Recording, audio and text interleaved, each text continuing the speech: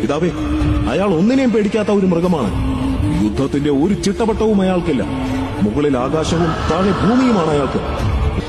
ആർക്ക് പറ്റും അയാളെ തോൽപ്പിക്കാൻ?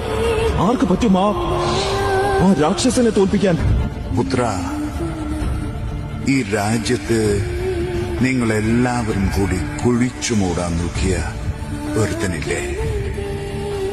നിങ്ങൾ ഓരോ തവണ കെടുത്താൻ ശ്രമിച്ചപ്പോഴും ആളിക്കത്തിയ ഒരുത്തൻ.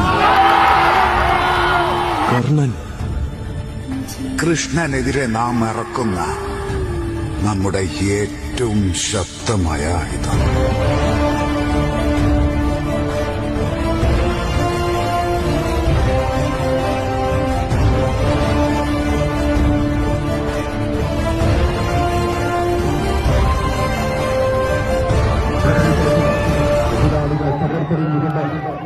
വിജയലാളിത്വത്തെ